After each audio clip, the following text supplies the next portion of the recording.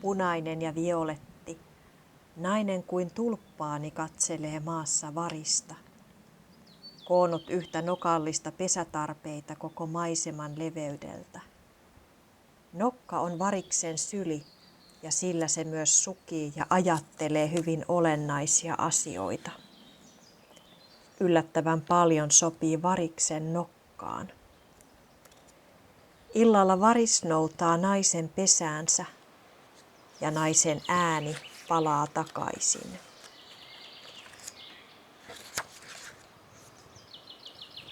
Tuulen puhallus veden iholla helpottaa tuo kukkien ja siementen pyörre, aineiden sekoittuminen, sateenvarjon muotoisia siemeniä puhallettui jälleen.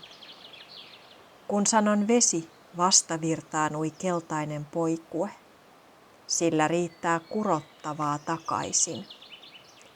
Alkupuolinen sulkee linnut sisäänsä, tuli ennen. Olet tiheässä katsomassa varvun alla odottavaa sorsaa. Kätesi näkee, siinä on parempi silmäsi.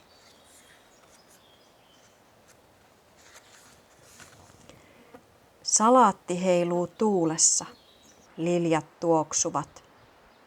Tammi varjoaa niitynyllä yhä korkeampana. Ilmassa suihkii valohyönteisiä, joita kämmenen kokoiset linnut vievät poikasilleen. Maan huokosista leviää lempeää höyryä ohdakkeen kukille ja niissä ruokaileville kimalaisille. Kun kimalainen kaipautuu kukkapohjukkaan, se aloittaa äänekkään pörinän. Seison jaloillani, mutta ne ovat maan jalat. Maa pitää paljaista varpaista poluillaan.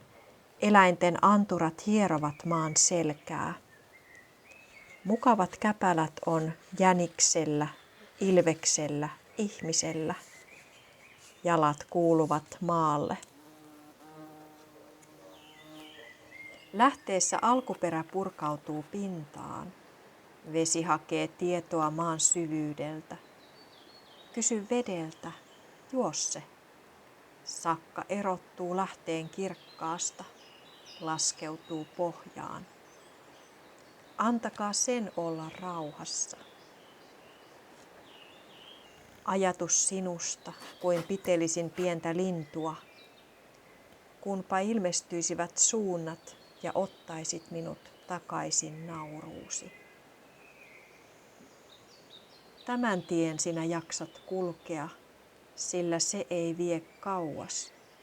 Palaat juureen, joka ravitsee kaikkea elämää. Kuuntele, mitä se tarvitsee. Veden kosketusta, kivien polkkaa, lintujen selässä istumista. Vapautta tuntea liikkumatta se kehossa, syntyä siitä. Kevään olet kerännyt voimia, nyt sielun pohja on korjattu.